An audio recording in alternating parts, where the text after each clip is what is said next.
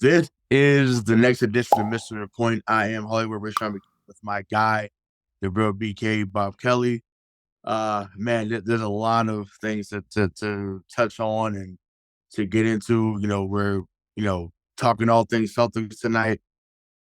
Both of us are extremely annoyed. I said, well, we'll get into that shortly. But before we get into that, how you doing tonight, man? I'm good, man. I'm honestly glad we didn't do an instant reaction show because you could tell in the Discord, I was on fire last Yeah. night, bro. I was on fire about this team, and I just think it's really the letdown to me of it. Listen, I'm not saying that they're done and they still can't win a championship, whatever the case may be.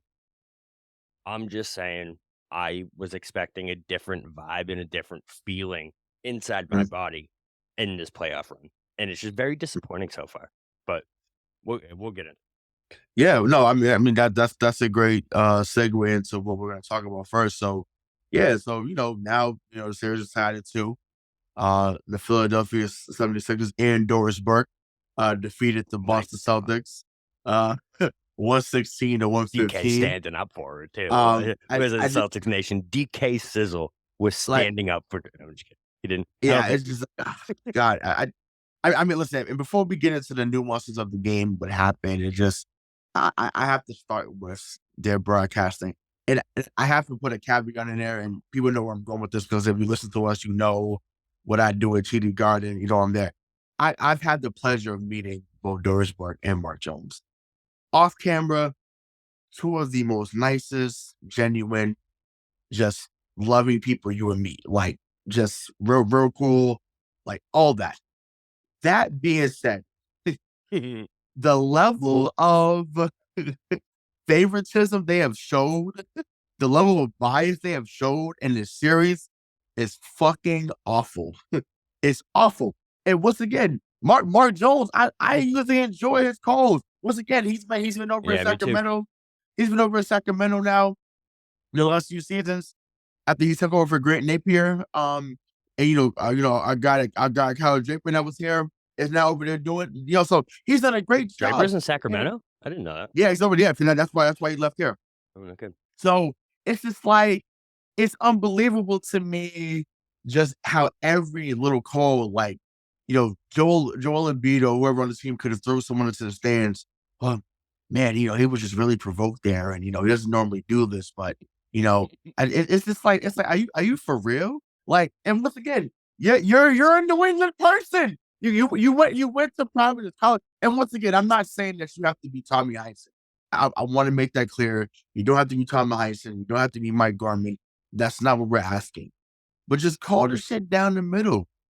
You don't even have to be someone like a Matt Vasgersian, for those that follow baseball. You don't have to be that. You don't have to be somebody. You don't have to be that. Just call the game as you see it. Just call the game as you see it. Like, you don't have to sit there and really just show like, man, Marcus Smart, he doesn't make this play. He doesn't do that. It's like, come on now. It's just like, I don't know. Like, I was, it is wild that we're even leading off with that, but I It's funny. thought about, It's a I thought lighthearted way about to it 'cause start a it's shitty show. so, yeah, it's wild. It's absolutely wild. But like, I know how you felt when you talked about it last time, but just what were your, just as you heard that shit unfold, you were just like, I can't believe I'm actually listening to this right now. Like Yeah, it was wild. she was just annoying me with when she decided to uh chirp in and give her insight and things like that. Like, listen, I love the three team. I know Van Gundy gets on people's nerves, and I know Mark Jackson can be useless at times. But I love Mike Breen as an announcer. So Yeah, anytime it's not him, man, it just annoys me to be watching the game with those announcers. And yeah. and what really set me off with Doris at the beginning was, I don't know if it's word for word, but someone on Twitter paraphrased it of like, Joel Embiid walks up to the center line. Look at those paces. Look at how he walks. He's the man. It's like, bro, like literally from the fucking jump ball, she was sitting there patting this dude on the back. And It's a fucking it's flirt just, fest. it's Like, crazy, it's man. wild. And like, once It's just again, weird too, because she really is she's a respected, like, she's one of the best color commentators in Right, basketball. and that's what pisses me off though. It's Yeah, like, yo, like you cannot fall she's this at a far bad from grace series. right Yeah, now. she's at a bad It's series. wild. Yeah. Like it's And pretty fucking obvious. Like even it's wild. even them getting on Harden. Listen, I know he played really indecisive, but like he's still James Harden, and that's who he's always been. He was that in Houston. He plays like fucking dog shit sometimes, absolute Yep. dog shit. But Yep. he also does shit like he did. So Yep. And that leads right into it. So bam, so like we said at the beginning, Sixers won 116, 115 in overtime. James Harden once again, came turned back the clock and had his second 40-point performance of he like time the traveled. series. He like time So traveled mid game though. It wasn't even yeah, like he played fucking awful those first couple. Like I think it was maybe first quarter and a half. yep. Something went under his ass, but yeah. Yeah, I mean, I think that was just the talks to PJ Tucker. I think, even, Doc Rivers probably said something to him in the locker room. And, listen, they go as far as those two guys go. So just, what was your thoughts seeing that performance unfold? And, just what were your thoughts over the weekend overall? Because obviously, Celtics won game 3, and then obviously they lost game 4. So just what were your thoughts overall over the weekend? I'm just disappointed to be perfectly honest, man. Was you know me. Anyone that listens to this podcast knows me. Anyone who talks Celtics knows me. Like I'm sunshine and rainbows for the Celtics when they give me a reason to. You know what I mean? Like when they're playing with fire and they play good, clean, crisp basketball, that shit gets me going. And there's nothing that they can do that really is gonna irk me as long as they're playing the game the right way. That they're playing with intensity. They show up for these big games. They have the big moments, and they don't shit themselves down the end of games. And that's been what I've seen so far. Even the games they've won, they're still shitting themselves down the end. And last year, I mean, they had glimpses of it. Like, like I said to you earlier, you kind of always saw it shine through a little bit last year. Like you always knew it was there, but it feels so different, man. And I just I can't fathom. Like I know it's taboo to say this in Boston right now, but I can't fathom an Adoka team. Should I do it for old time's sake? And Emmy and Emmy Adoka coach team. Um, as for you, DK. Um, making these mistakes and playing this brand of basketball. That's really what's pissing me off. Is it just seems like Joe kind of skirted by on the talent that this team had all season, which is fine for the regular season. But like Mhm. in the playoffs, man, you got to have a plan. You got to fucking execute that plan, and it needs to be evident like what your goals are and what you're going to do to the other team. The Celtics right now just kind of seem like they're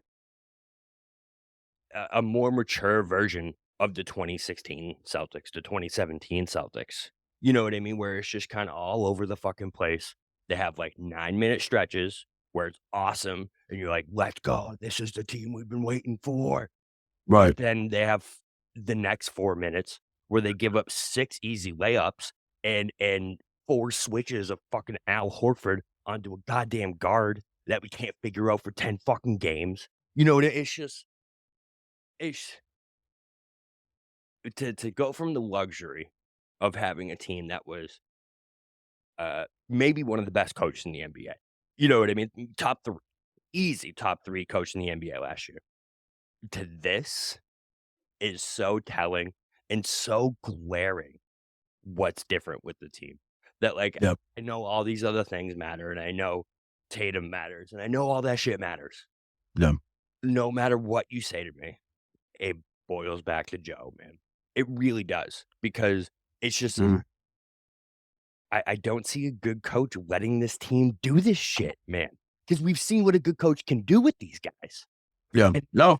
That no, I think that's fair. I think if I could play the Markangelo go, role for a please. second. Go ahead.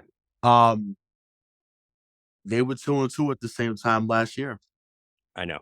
I know that's what it And I get and it. game 5 is at home. They lose game 5 after being up. remember they was up That 12, was in or the semis too. You're right. It wasn't yeah, the even ECF. semifinals. That Yeah, was the semis. Yes. Horford gets that putback dunk, and you're like, let's go. I remember we were in the challenge, let's go. We're going back up 3-2, we're closing it out, baby. Let's get it. And then Drew Holiday happened. Collapsed.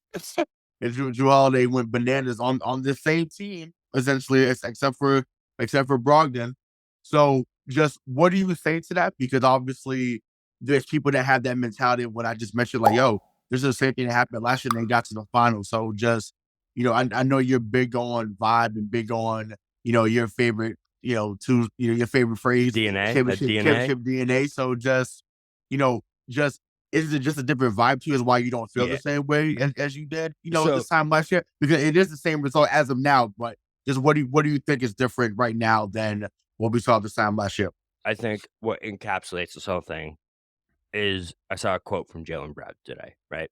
They asked him Mhm. about how he only put up 3 shots in the 4th quarter. His Yeah. response was, "I guess I need to ask for the ball more. I guess I need to demand." Last No, that year's was a petty response though. I know, I know. Last year's team, the words "I guess" were not in their fucking vocabulary.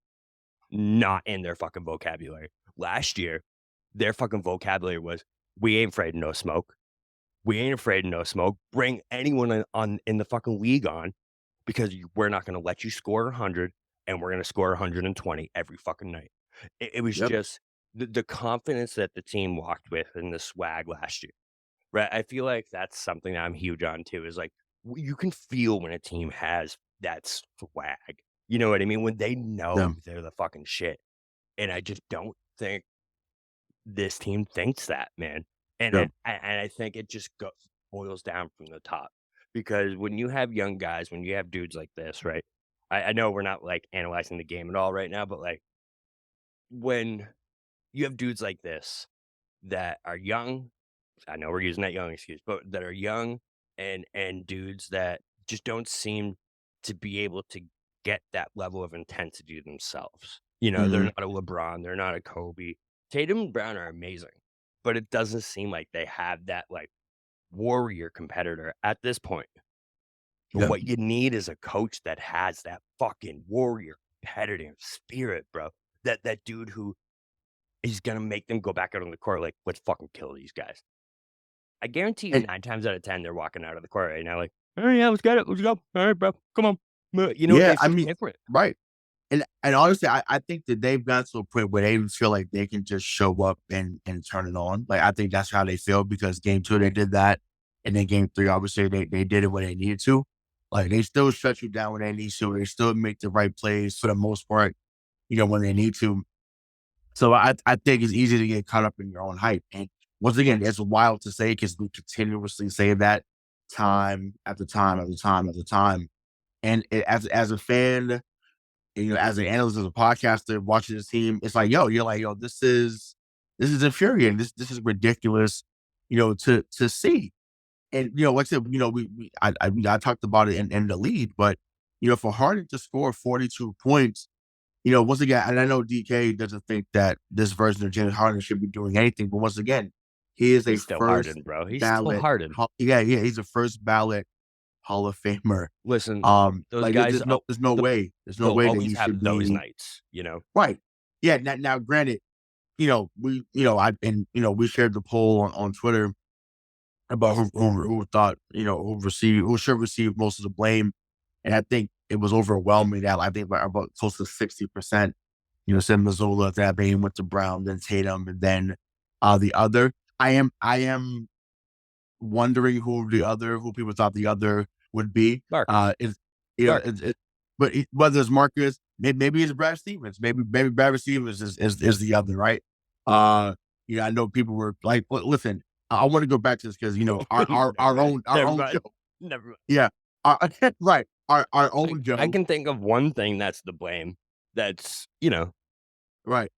No, but I can think about our own Joe, right? Because I remember when they made the change, and him and I were on the show talking about just what was going to look different and how was it going to unfold and what a PR nightmare it was, and just kind of just what would look different in the next 72 to 96 hours when the EMA news broke.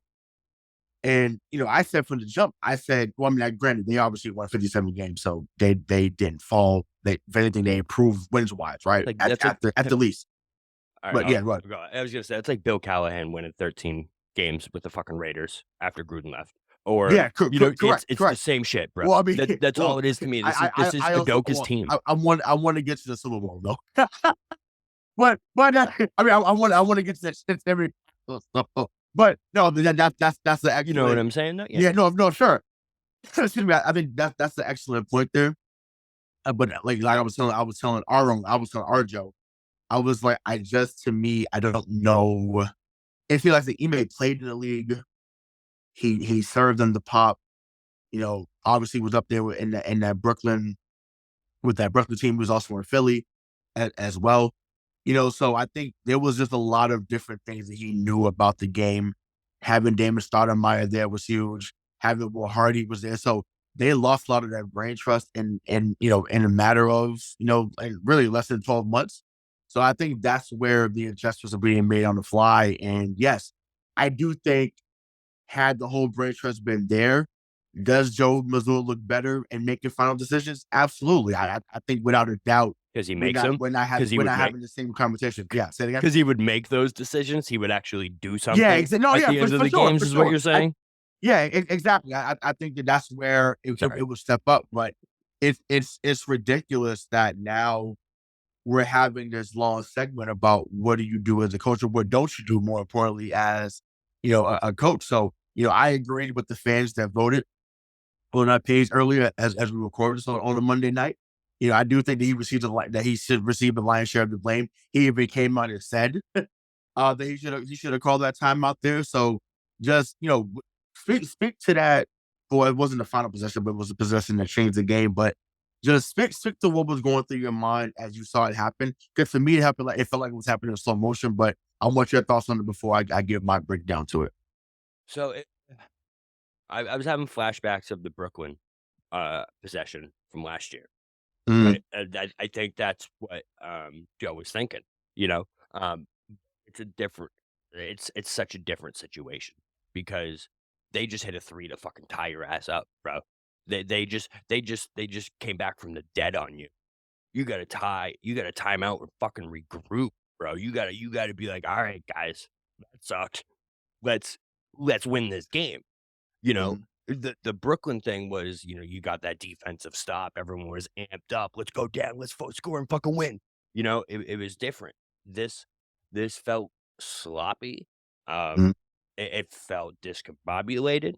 It felt like every Jason Tatum and Jaylen Brown last second play that used to drive us all fucking crazy, where they just do nothing because I don't know if they don't have the direct. I don't know. I don't know what the problem is there, Right. but I can tell you one thing: they wouldn't have done that had Joe Mazzulla called a fucking timeout, Yeah. gave some fucking direction on what to Yeah. do on that play, right? Yeah. And Yep. don't leave those decisions to a literal split second decision, right? Yep. Kick it out to Marcus, where you are literally 0.1 seconds away from winning that game. Yeah. So that's why I it's mean, yeah, like 'cause it's so obvious. it's wild. It looked good when he shot. When Marcus shot it, I was like, okay, that looks I like that's knew I going knew it in, was and it going did. in. And it did. I was like, wow, I'm like, okay. But and I it knew just it this didn't thought go. just I knew it. yeah, no. That's why I didn't overreact when it happened. I was like, yeah, that's not a good basket. But Your eyes just know. You know what I mean? You see yeah, it and you're like, oh. what I just thought about this right now as you were speaking. And once again, we got on him about this making this play, but I think about what happened in the regular season. That play that he drew up for JT when he got the three at top of the regular season in Philly a couple months back, you know, that would have been beautiful to even do there. Amazing. And then if he hits it, it's like now Philly fans are like, fuck, this is deja vu. Like he just But even the team is probably even the Sixers probably like, man, like they just drew up the same play. Like he hit the three on us again in our town. Like they're going up 3-1. Like so there's so many things. And once again, to Tatum's credit, 'cause I know he's been getting killed too. And I trust me, I'm gonna get on him in a minute. Um he hit the three that should have sealed it People, He won the people game. go. It Won the fucking game. He did. won't be remembered because what happened. He hit the He three won that the should game, have bro. sealed the deal on that seat. And yes, for those that that will say and listen to this, we thank you for tuning in, even thus far. Yes, it was a push off. Yes, it was he pushed off. It definitely was a push off. That's not getting called there. It's not. So sorry for those that the purists of the game. You gotta call them. That's not happening there. Once again, some y'all favorite player, James Harden and Joel Embiid, they flop more than any European soccer team I can think of. So just let's be honest about what we're talking about here. Once again, I can admit there was a foul. I can acknowledge there was a foul. That he gave that Jordan type push off. And it was so beautiful to see that Maxey fell down. Yeah, it was so beautiful to see that. It was great. It was awesome. But when you're as good and as fluid as someone like Tatum is, that's when you don't get those calls because like a Randy Moss, to relate it over because I instantly think of offensive pass interference when I see those like push off and shoot ones. There's just certain dudes that can do these things and get away with it, and I think Tatum's one of them. I see Tatum offensive foul dudes on those shots all the fucking time, bro. Yeah, he's getting there. I mean, I think if it's super blatant, then I think that's what obviously they call it. But I mean, I guess that was blatant, which is why Doc Rivers went ballistic in the presser. Yeah. And I get it. Like, of course, he's old school tactics. Let me plant the seed. Let me make sure that they're looking for that in Game 5, so that if and when it does come down, to a play like that they make the right call, and hopefully it's in our favor. So, but bro, that's just what it is. But it was wild. I don't know, like people, and I mean, granted, we've talked about it in our group chat. We have said it on Twitter. We've said it on the shows. We got to stop putting Al Horford in these positions. And you can say, "Oh, it's out." No, that's coaching at that moment because they're telling everybody to switch. It's coaching if it's 10 games straight. It's coaching if it's 10 fucking games straight. It's coaching because Al Horford was phenomenal on Embiid yesterday, bro. Every phenomenal fucking game. But no, but Al Horford was phenomenal on Joel Embiid. Yeah, no, he was awesome. He was great. To the point that PJ Tucker had to come over and say, "Oh, you 21, like you Joel Embiid, you're the MVP." But because and Horford was getting with punching. I mean, literally measuring. I haven't seen someone do this as Kevin Garnett. I mean, like literally, he sat there. He timed when he was gonna go up, and whoop, okay, my hand is there, swatted out, and I'm like, oh my god, like this is still 2018 Al when he wants to be. Like, so it just goes to show, like, it reminded me yesterday why Philly gave him that $109 million contract to come over there, because they know ultimately when Al was locked in, because he takes pride in his defense, he's like, yo, yeah, you may get some buckets on me, but I'm gonna get timely stops. It's gonna be hard every time. Right. And yeah, exactly. So that's what happened there. But I want to go back to the play, right? So wait. So go ahead. You talk so about Al. Yep. Al's great when he had to do his job, bro. Yep. That's, you know what I mean? His job is to cover Joel Embiid. Al Horford's job is not to cover James Harden at the 3-point line on an ISO. Ever in his fucking career has that ever been a good idea? It's 2 years in as a 23-year-old most athletic version of Al Horford ever was on this version of James Harden, still gets toasted, still gets burned, bro. It's like how can this happen for 10 straight? It was, but it's just, it sucks because it was a good contest. That game one, it was a good contest, man. But I know. Trust me, I'm with you. At that point, it's mentality too, though, because you know you can cook this guy. So right, like it's like I said. Yeah, of course, he's supposed. Harden's supposed to get that separation and knock it down, right? To me, Harden has the best step. Harden has the best step back we've seen since our guy Paul Pierce. And once again, if you don't believe that, go check the tape. I'm trying to think of who else it could be, but like everyone else was more fadeaway. It's the step back. Yeah, So Pierce was the master of that. Like I said, Harden has taken it on the left side and just perfected it. Ginobili was pretty good too. in his heyday. But like I said, I'd put Pierce and Harden as the two best I've seen with that step back jumper. But yeah, I don't know. I just like I said, the test what was there. Once again, on a I honestly either I'd rather Rob on that contest because I think Rob actually might have even tipped it, and who knows what could happen to the shot there. And maybe they switched the lineup with him, going to Game 5, and we'll get into that shortly. But Yeah. to like I said, to go back to the play, you're taught even in youth basketball, high school, middle school, whatever. When you're up 3 or up 2 or whatever, and Mhm. someone's in the corner that potentially can shoot it, know that they've been hot. You show help to the middle. You show help, not commit completely. You show help to the middle, You look at not him. commit. You look You at him. show, and then you build out to the corner. Yeah, So man. show, then build. That's not, and once again, I'm glad that he took me and Jalen Brown took accountability. Because there's nothing else you could do in that moment. You were fucking wrong. Can I Um, can I say something about that though? absolutely. That doesn't happen if Emi Udoka is the head coach of this basketball team. I promise you, that doesn't happen if Udoka is the head coach of this team. That is a defensive fundamental that shouldn't need to be something that you think about. That should just be what you do, and then Yeah, the making the plays is what you think about. You I just feel like the defensive aspect of this hasn't been looked at all by Missoula, and he just ignores it, ignores it, ignores it, and that's why we see so many fundamental breakdowns on defense, where it's shit like that. Easy, easy buckets, left and yeah. fucking And right, man. and I keep lamenting the point because again, I was the person behind the Twitter fingers on this particular tweet. The two did wasn't gonna hurt you. The 2-pointer was not gonna hurt you. We got the layup.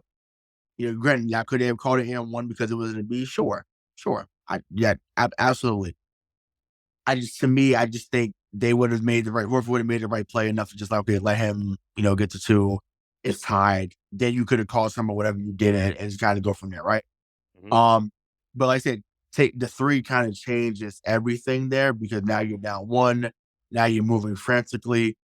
And yeah, I just think once again, that 3 last year against Brooklyn, that was off a miss as well. That's what I It bro, wasn't it wait, wasn't off a it was off a miss. Then how you do you run once again, I was right there. Well, I was on the balcony when it happened, but it was right there. You see it unfold. And remember everyone was like, "Oh my God, no Marcus." And then obviously he made the right pass, and then boom, you go from there. So they also in that moment, even if you're not gonna call a timeout, which once again we all you lament have said to. that he should No, have called, there you have to call a timeout. In that moment though, if you know that he's not gonna call a timeout, now as a player, you've got the yeah, internal clock has to move a little bit faster than what we saw and because maybe throw a it's screen or wild. 2, maybe throw a screen, Yeah, maybe 1 or 2 fucking even screens. that. Yeah. And once again, I would have been fine with I mean, Tatum and Brown, if once again, if the plan was to get it out of their hands as it was clearly, and once again, I had no issue with the Marcus shot. People say, "Well, Marcus Smart should never be the first to take that shot." Blah blah blah. And say, look, there's 5 guys on the He's floor open, bro. for a reason. Um, he had a good look at the end of the regulation that just barely missed. And once again, everyone and their mothers are screaming love and trust, and that 3-pointer was good. Everybody on social Twitter saying love and trust, way to fucking go, Marcus. You're the guy that fucking wants it. Like that's what would have been, that's what everyone would have been screaming. So I just want everyone to pump the brakes on that because once again, if they were 3 tenths of a second quicker, um, it's game time. And I'm potentially looking at a closeout game, to tomorrow night. So, Yeah, there was just a lot of things that went wrong. I want to get into Tatum next because his performances in general have just been really mind blowing, mind boggling, as Ime would say last year. Yes, and the stat line looks a lot better than what it looked like at the beginning. So for him to still finish with 24, 18 rebounds, 6 assists, I think a couple of blocks. What do you think is going on with him? Do you think it's something physical? Or at this point, is everything just mental with him until he finally breaks through? yeah, I think I think it's mental. It's gotta be mental, but down the stretch, he couldn't have made more correct decisions. Mhm, On defense, he was playing great. He looked like that two-way monster that he was last year a lot of the times. And even on those 2 plays at the last second, man, he made the correct play mhm, both fucking times. Marcus was wide fucking open on that shot, and then he made the second one. He yeah, did, and I know he sat there for mad time and let it run down, let it run down, let it I mean, they just hit a 3 in his face to fucking that's what you gotta call that time. Everyone was shell shocked. It didn't seem like it was happening, and all of a sudden they mhm, ran out of time, bro, and, yeah, I know you gotta be looking at the clock. Uh, and Tatum's, as the superstar, he has to be looking at the clock. yeah, You have to. Um, but I don't know. I think he was great, man. I do. I think he made the right decisions at the right times, and I think he gets too much flack. No great player that's considered one of the greatest of all time has done it without a coach who is also considered one of the greatest of all time, or at least one of the best in his era. You know what I mean? You look at MJ. MJ had Phil, Kobe and Shaq. They had Phil. You look at Duncan, the whole Spurs dynasty. They have Popovich. You look at Miami. They have Spoelstra. All these dudes who are the greatest. and Pat Riley, yeah, Pat Wright, right? Pat Wright. All these dudes. They have the coaching to back it up. A superstar can't reach the pinnacle of superstar status without the right mentorship to, like, drive the car forward. You yep, need it, man. You need it to yeah, make that jump. You and have that right, and I think it's the right time to bring up a point that I brought on before onto the show. Isaiah Thomas, who was a rival of the Celtics for a long time, you know, played in the 4 finals, won 2 of them, won back-to-back in '89 and '90. And, there's a show on NBA, TV called NBA Open Court, and, they talked about the championships, they talked about what it means to win the playoffs and just what the intensity means and so on and so forth. And, he brought up the great late Chuck Daly, and he said, "The best coaches coach from the neck up. They don't coach to your talent. They don't coach to just 1 or 2 scenarios. They say they coach from the neck up. They speak to what's in between here." And I think, which is why Jason Tatum brought up Ime being the guy for him. I think Ime was doing that for him. I really do. 100%. And, and I think because I think he was doing it for Jalen, even though Jalen didn't always like maybe how he said it in the, in the public. But I do think he was responding well to it. So was Marcus and really the rest of the team, from February on last year. And I think they would have came back with a vengeance. I mean, and once again, it showed early on, right? To go 21-5, like they clearly was like, look, this is a FU tour. We're getting whatever we want, we're doing whatever we want. Just wait till we're at full strength and see what we can do, when we're healthy. So yeah, I think that's what it is. Like you have to be able to coach for the neck up and say, yo, I don't know there's anyone in that room, whether it's from Missoula on down, because they fully respect their voice. So whether that's Ben Sullivan, whether that's, Joe Missoula, I forget who else is on the staff, which is why I think Steven Salas was in meetings with Brad Stevens. I do think he's going to join the staff eventually. I do think they should look at Buddy Holzer too, not necessarily as a head coach, but just to bring him on. Once again, it doesn't hurt to have, once again, that's from the Popovich tree, because Buddy Holzer was down to San Antonio for a long time. He won in Milwaukee. They went to playoffs all 5 years. So that he was there. So yeah, I just think that getting people around the team, not just Tatum, but getting around the whole team, that's going to coach from the neck up and coach through every scenario possible. So practicing, 2 minute, 2 minute basketball, uh, practicing hockey assists. Like there's so many other nuances that they can learn behind the scenes that, even like we talked about with Kobe and I'm talking about with Phil Jackson. He would sit there and they would meditate for 25, 30 minutes. Amazing. Like, Great. yeah, just visualizing, okay, what is it going to look like when we hold up the trophy?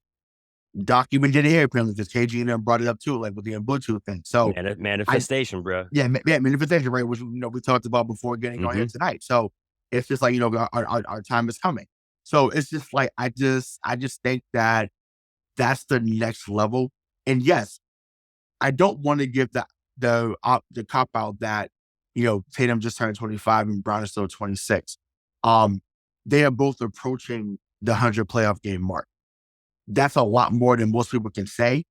And once again, the pressure of winning in the city is tantamount to most cities in America, really in the world. Mhm. So at some point, I do think they break through, but I don't know.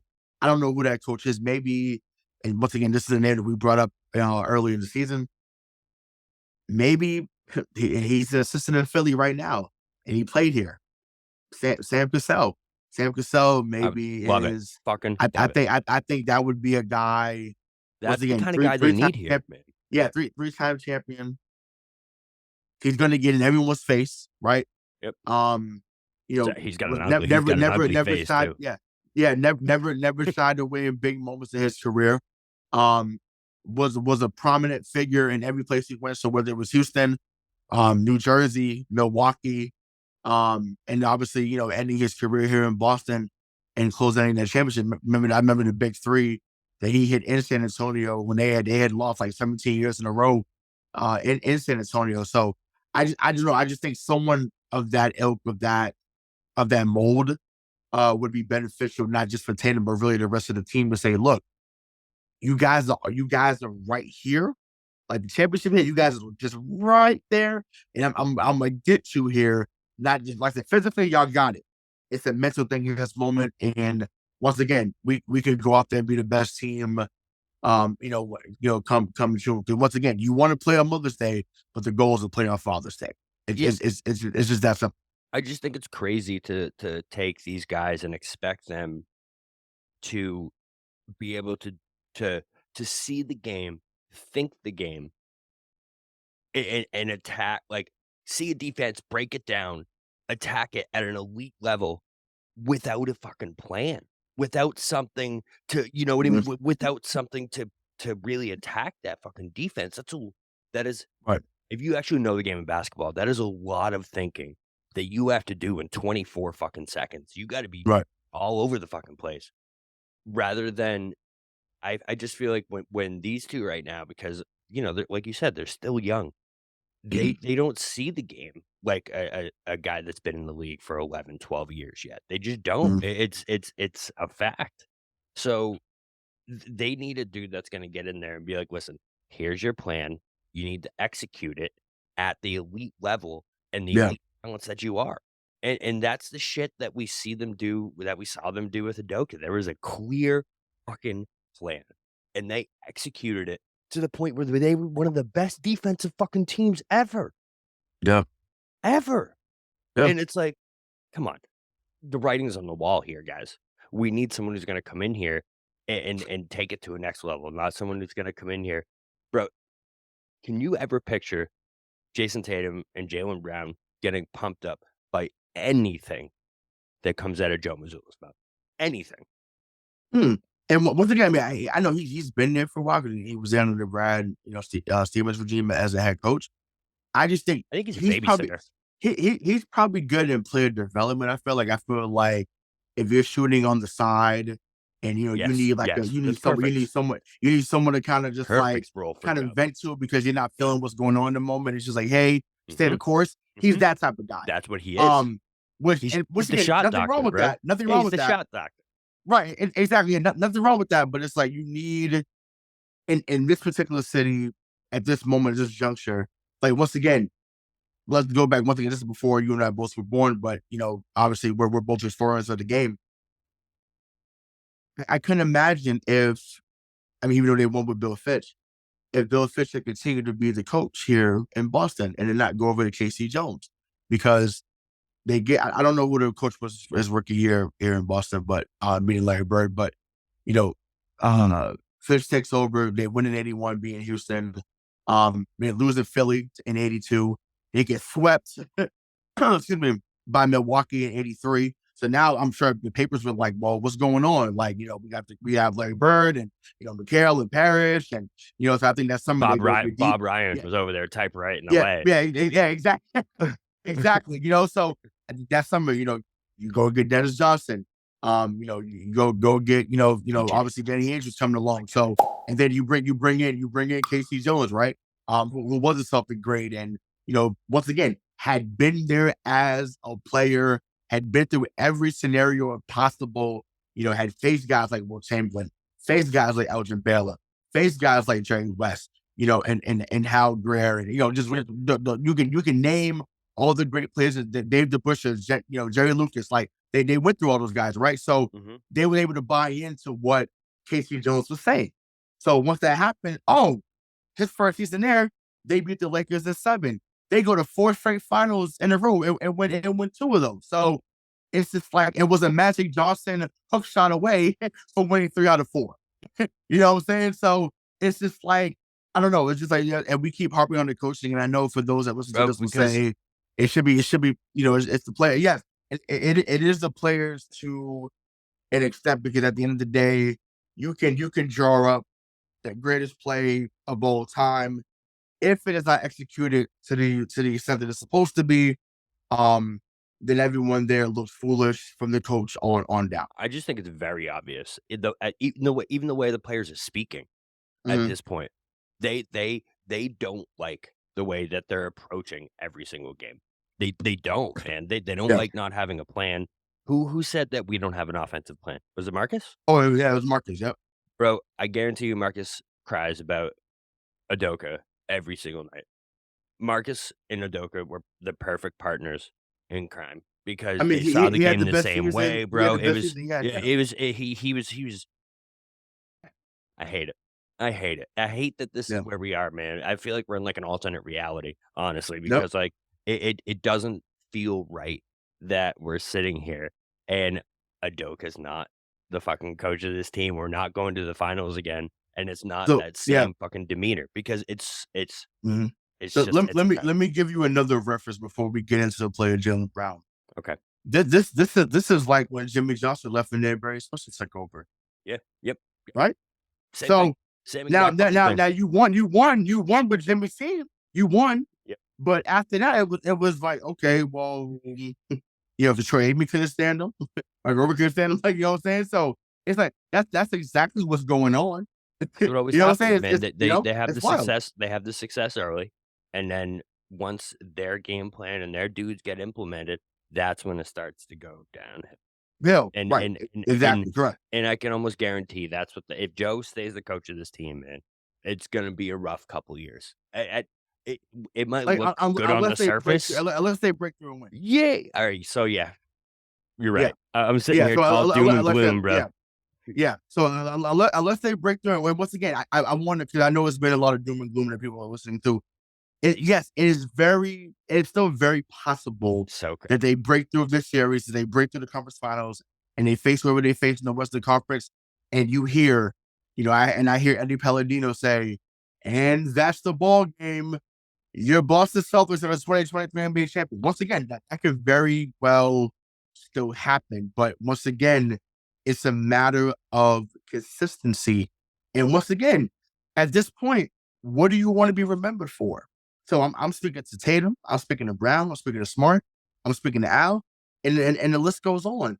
What exactly do you want to remember for? You want to be remembered for, do you want to be like the 2015, 2016 Hawks? Do you want to be like, even the 2010 Celtics? Like, what do you want to look at? Yeah, go ahead. Do you want to be the Ben Wallace, Rip Hamilton, Chauncey Billups Pistons, or do you want to be the Jason Kidd, Richard Jefferson, New Jersey Nets? Yeah, right. Exactly. Yeah, no, exactly. Right. Because once again, and that's probably the best one, because we're in a little close. Yeah, we're in the middle there, man. We're directly in the middle of that. We're kind of on the Kidd, the Kidd Jefferson side right now. But winning one, even though we just talked about the Bruins only winning one, but winning one here would change a lot of things for this particular team. And I think they would reel off a couple, not maybe in a row, but they would win like a 3 out of 5 type thing. I feel like if that was the case. However, I watched Denver versus Mhm. Phoenix last night, and something tells me that if we play one of them in the finals, it's gonna be a very tough fucking series. I we might be able Well, to get Tatum gets up for Durant though, so I'm no longer concerned. yeah, When he plays against Durant, I'm no longer concerned about that. If my thing is Booker gonna match? I Booker. mean, would JB match what Booker's gonna do? Because shout out to Drake. She just shot it at so I'm wet like I'm booked. Like it's like it's Bro, when he's on, he's he's unreal. He's he was so good last night. unreal, unreal. Um, Yeah. but yeah. So unbelievable. But let's keep it there, right? So Yeah, it's good. Jalen Brown, we talked about a few minutes ago. He It's a comes in the good presses. Drake reference, by the way. Well, Yeah, not let that hey, pass by. let my guy Drake. Appreciate that. Yeah. So to me, I'm okay with the accountability. I'm okay with him voicing his frustration in a roundabout way, saying that he should demand the ball more. But just what needs to happen? Because I know obviously he got into foul trouble, and obviously he kind of took away from the aggression. But first quarter, Jalen is a top 5 player in this league. Like, that's not an exaggeration. When the numbers he puts up in the first quarter on a consistent basis, he is a top 5 player, and he's not number 5. Like, he goes ballistic in the first quarter of most games. So how do we get that from him throughout? Because once again, he's capable of sustaining that, in my opinion. It's just a matter of how does that get unlocked, in your opinion? Stop making him think. You know why he's so great in that first quarter? Because he's not thinking, he's just reacting. He's being Jalen. He's doing his fucking thing. As soon as the game gets slower and it gets to that half court and he has that breakdown defense because he doesn't have a fucking play to run or he has to do all this shit, it's different, man. That's when he turns the ball over. That's when he gets into foul trouble. That's when he just look kind of clunky at times. Um, Yeah. he's got to be and so a perfect example is what happened in Atlanta when he sucked in that first half, took off the mask, stopped thinking, was like, "Fuck this shit. I'm not playing like this anymore." He was the Jalen we remember again. Right. It's just when they get out of the shell that they're in, where Mhm. they can't they have to break down the game of basketball to make their move rather than, 3 crisp passes and then Tatum's cutting to the hole. It's so different, man, you know what I mean? Right. And I don't mean to be a broken record here because 'cause I'm literally saying the same thing over and over and over and over and over again, but, like, it all comes back to Joe. Every issue that we're talking about, to me, is so clear a coaching issue because none of them were issues last year, and not only that, most of them were fucking strengths Yeah. last year. Like, that's what's crazy is, like, Jalen last year was so crisp, bro. He was on except for the turnovers against the Heat, up until that point. He was all about that offense, you know what I mean? There was so much ball movement through Jalen, and there was so much just activity around it, and now it just feels like Jalen is a driving kick master. It's all he fucking does.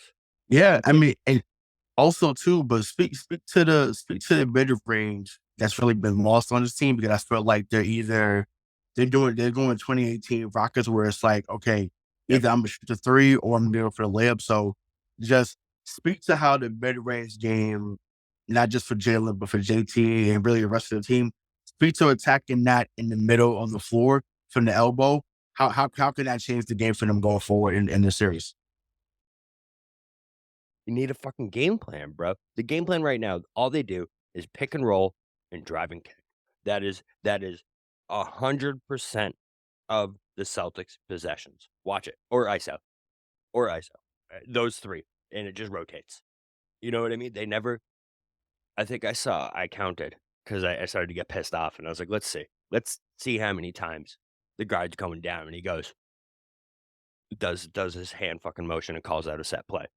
Right. It was 8 times through the whole fucking game. 8 fucking times I counted where I saw a set play get run. That's the set plays is when you get those quick screen jump shots from 18 feet. The Mhm. those are the ones that you get those guys coming open off the second screener where one thing breaks down, but, there's already 3 other screens set because everyone knows Mhm. what the fuck they're supposed to do, and that's when you get those JT 18-foot wet jump shot Right. or even, the Brogdon floaters, like, I feel like we haven't been seeing any of those in the Yep. playoff it's just that this so many things are disappearing from this team's offensive, attack.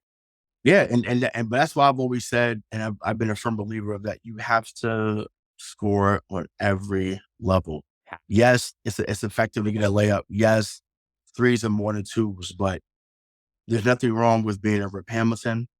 There's nothing wrong with being KG. A Sean Livingston, KG. Bro, that Like KG once again, 18-foot jumper was one of the yeah, deadliest yep, weapons in the exactly. NBA. Like, and once again, welcome to the random NBA hour. With your host, It's BK what we and do, bro. the It's what Ray. we do. What we do. So Kevin Garnett, for example. There was a game winner he hit in New York years ago. Paul Pierce draws two. They set a pick and roll. Pierce dumps it off to KG. KG hits the game winner from the top of the key, gives a salute to Spike Lee. That was And KG's everyone moment. goes home happy.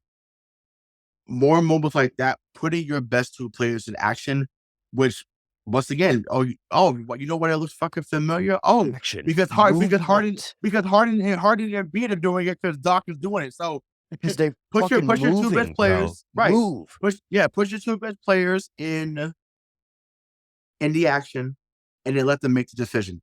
I thought game three, they were phenomenal in that because I think Tatum and Brown had combined for 10 assists. And I felt like, and I tweeted about it after the game, I said, if they're combining for 10 assists after the game, during the game, excuse me, like that's where they become virtually unstoppable because, like, Mhm. okay, they're attacking the paint, but even though the intent is to score, it's like if the lane starts to close in, it's like, oh, I could double up to Rob, or I could kick it over to Brogdon. Oh, I could kick it over to Smart, or whoever's making, that cut. So, drive with the intent to score. But the goal is for the Boston Celtics to score, not just Tatum, not just Brown, not just Smart, not just Horford. The goal is for the Boston Celtics to score on as many possessions as possible. Nothing more, nothing less. I want to add, just That should be want to, yeah, that should be a Rayshawn t-shirt. I've heard you say that so many times. I love it. I love it yeah, every time you fucking say it. But, yeah. like, 'Cause yeah. I'm hoping at some point someone just it will be. understands that, it's coming from a good place. I promise. Um, to transition to that, right? To add on to that, I should say, the the guard play in this series has been up Mm, and down to say the least, right? yeah. That's probably putting it nicely. So, and who I'm speaking about is, obviously Smart, White, Brogdon. Um, if those guys of two of those three, let's see if I can speak. If two of those three guys play well, usually it's a good night. Obviously, if all three play well, good luck. You're probably going to get blown out. Um, You will get blown what do out. you what do you want to see for them in game five and even game six? Obviously, we know there's gonna be a game six right now. So just how does the guard play set up what we see from Tatum and Brown and even from the bigs with Allen and Time Lord? I just don't I like it more when Derek White and Brogdon are out there together, man. I just like the look of it better. I like, the way the team runs better. Um, I don't know, I just when Marcus is out there with, Derek White, I just think they get cold together sometimes, where they're both Mhm. just tossing up brick after brick after brick after brick, and it just bogs down that offense and turns it into exactly what we hate, like we said, where all of a sudden they're Mhm. Yep. 4 of 12 from Your 3 turn. in the Your 3rd quarter. turn. My turn. Yeah, Type shit. Yeah. Hmm. but I can't take Malcolm Brogdon not being in the crunch time lineup anymore. I can't fucking do it, man. It's so clear, or it's so clear that he's the best guard of the 3 of them to me when he's on the court. It's just, me, I'm all about the eye test, right? Yeah. I'm all about watching you and seeing how fluid you are when you play the game, just seeing how people react to you when you play. Malcolm Brogdon just to me is the best out of the 3 of them. Yeah. I know, the other 2 might have better stats sometimes, but I don't think it's that close, man, and I think he should be out there to close the games every fucking Yeah, game. him getting Every that 5th fucking foul game. in overtime was tough because it kinda changed how they were gonna, Yeah. attack. Um, but yeah, I mean, outside of the turnover he had, I was fine with the game. I think he had 19.8 assists, so But that he turnover again, dude, is a just microcosm. but thank you, microcosm of everything where it's like Yeah, that it's because everything's just fucking broken down. Yeah. yeah, yeah, and I mean, once again, I mean, he's played with poise, he's played with great pace, when needed. I think that he responds, to tomorrow night, like, so we'll get into that, shortly, but yeah, but to answer the question that I posed, I just think as long as all 3 are attacking, because once again, I honestly think, and I'm kind of getting into my predictions already for game 5 and 6, but I'll start with Smart. Uh, I think we get a big Marcus Smart game in game 5. 20 I do. plus? 20 plus Um, Marcus? yeah, I Yeah. I just think Okay. because what happens is when he plays angry like that, and I think he's probably pissed about what happened, even though his post game presser didn't give any type of like vibe. I felt like when they got back to the locker room, he was definitely, I think, annoyed with how things went down. Because once again, people can say what happened at the end of regulation. He hit some timely shots in the fourth quarter to get them Bro, back he in hit the he game. hit the game winner. I don't care what it Yeah. he hit it. Right. No. Yeah. Exactly. And I want people to understand this. What I'm about to say. So hear me. If you got to lean in to your car when you listen to this, if you got to lean in with your headphones, turn up your headphones. Being clutch is not just hitting a shot when it's tied or you're up 1 or 2. When you're down 5 or 6, you need to hit a 3 to get you back within 4 or back within 3. Those are just as clutch because you need those and you get a stop. If not more. That's what Marcus Smart did repeatedly in that fourth quarter when they were down 16 at one point to get them back into, the game. They basically took away Maxey. They essentially took out Tobias Harris. Um, they basically they forced Doc to play the Anthony Melton because PJ Tucker wasn't doing much Unplayable. on the offensive end. So it there's moments when, he showcased why, he was the number 6 pick back in 2014. Before as Brogdon and White goes, like, as long as they're in attack mode, once again, um, Brogdon's going to be a a layup type guy. That's just what he is. That's fine. I'm okay with that. I'm okay with the shot put 3, as I call it. So, but yeah, as long as they're all aggressive when they're in there, not being afraid at the moment, but just continuing to attack. Tyrese Maxey can't guard any of them. I'm sorry. Well, Even though he's the quickest guy in the series on both sides, he can't guard any of those 3 guys in my opinion. Um, attack Derek White's been the worst out of the 3 of them, though, right?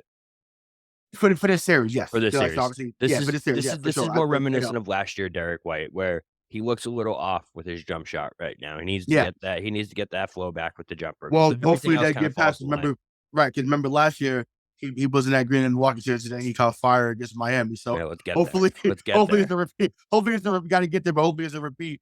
It's a repeat performance there. If and when that happens. So, but yeah, but I mean, listen, I just to bring the point home.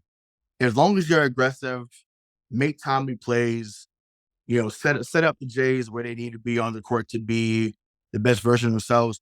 I also think, listen, keep putting like, I've been trying to hold back saying this because I thought that it was.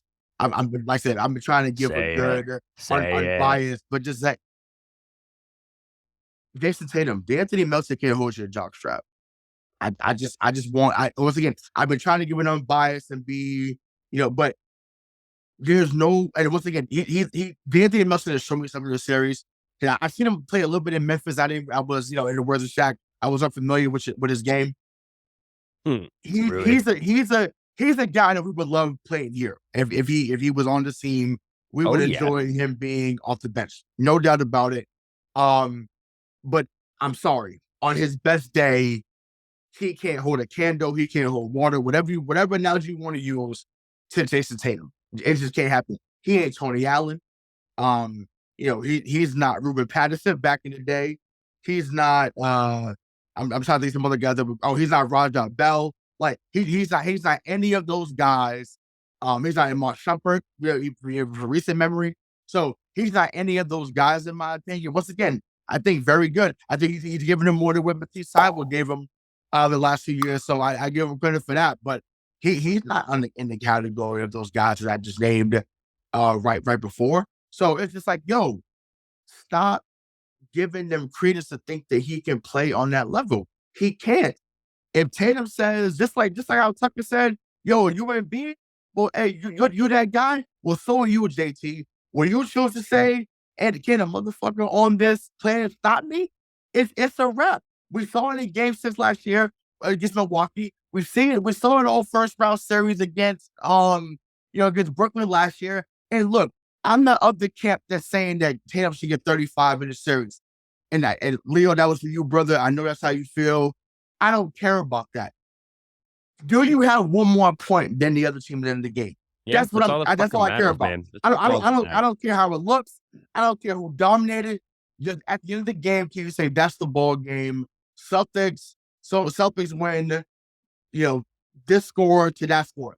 That's the only thing that matters. So just want to make that clear. So like I said, Milton can't hold them, Maxey can't hold them. Like and PJ Tucker, he only holds his ground because he's a hell of a competitor. Other than that, he's not someone that I'm looking for to be, the guy on on defense. So, I just had to get that out there. So, I want to go off of that and say that Jayson Tatum, you shut down Kevin Durant in the playoffs last year. Right. 1-on-1, you shut him down because you played some of the best defense I've literally ever seen a stretch 4. I guess he's like a stretch 3-4 at this point. Play on Kevin Durant. He was unbelievable. I saw Melton blow past Tatum a few times last game. Blow past him. And I'm like, bro, it's not the same. It's a joke. You can't let that happen, Tatum. You can't. But at the same time, if you want to score 7 points in a game and we still win, I don't give a shit. I just want the fucking Celtics to win. So yeah, so that's the saying. So 7 points in a win, cool. 24, 18, and 6. Once again, I don't care how it looks. But my thing is make timely shots, make timely plays, and call fucking timeouts. And call timeouts. just act like you want it. So let's just get into predictions. And once again, we've given our analysis of what we thought about game 3, what we thought about game 4, what we thought individual players have done or haven't done. So just let me hear your predictions for game 5 and game 6. As far as next time we'll be back on. So I do think we win this series. I really do. It would be such an utter disappointment and to me a choke if we don't, with the way the path is setting up to get to the fucking finals. It would be a catastrophe if we don't get past the series. I think we win game 5. I think they come out and blow them out again. Same shit as last year that we saw after a loss. They come out and they fucking smoke them. But listen, I put this on Twitter earlier. When you have a coach that acts like a toddler going after an electrical socket when it comes to those fucking timeouts, I don't know what the fuck you're going to do when it comes down to crunch time if your coach doesn't know what the fuck to do, man. Like I said, you can't apologize for the 14th fucking time this year. We've been screaming at you to call fucking timeouts every fucking game. Every fucking game. And now we're fucking here. Call fucking timeouts, Joe. No. Call a fucking timeout. What the fuck? Yeah, that's where I'm at. But I think they win game 5. I do. Okay. So hold on to your seat here. So I have to go with 7 now. I just do. I don't trust that they're gonna. It's going 7. It's going 7. No, but I'm saying, but people think it's gonna be 6 still. I don't trust. So I think Philly wins tomorrow night.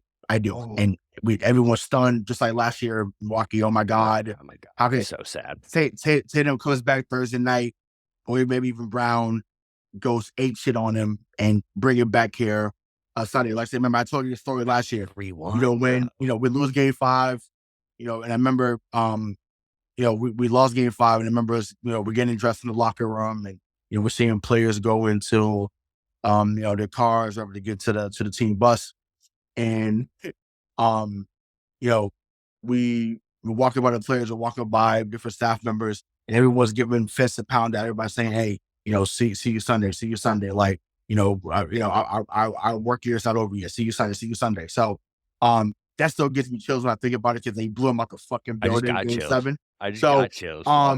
it's just like when I think about that. So yeah, I think it's really the same script. Excuse me. I think they lose tomorrow night. Um, they smoke them in game 6 in Philly. And then, like I said, they come back and win in game 7 here, Maybe that on Mother's Day.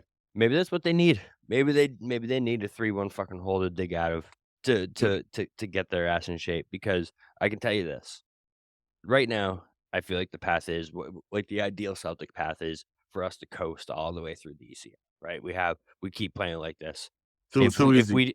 If we do this, bro, we're going to get smacked by Mhm. any of those Western Conference teams, any of them. Yep. Yep. Because if you just sit down and watch one of their games versus what our games have been, it's a whole different fucking game of basketball. Yep. So whatever the case may be, however this goes down, something needs to wake these fucking guys up, because Yeah. I this is mean, not the once again, same stuff. maybe, and once again, we can be totally wrong, and they say, you know what, enough's enough, and they go bananas game 5 and game 6. Who knows? Because that's also a scenario. I don't believe it because I'm just like, once again, and I said this when we did when you and I did the schedule release show way back in the summertime. I've said it a few times in this during the season. In the words of Rasheed Wallace, if it ain't rough, it ain't right. And once again, I'm trying to hold on to that because I'm just like, I'd rather be a little smoother than what it's been. But if it ain't rough, it ain't right. That might be the story of the 2023 Celtics. So for the real BK, Bob Kelly, I'm Hollywood Rayshawn Buchanan. And until next time, we'll see you. Peace.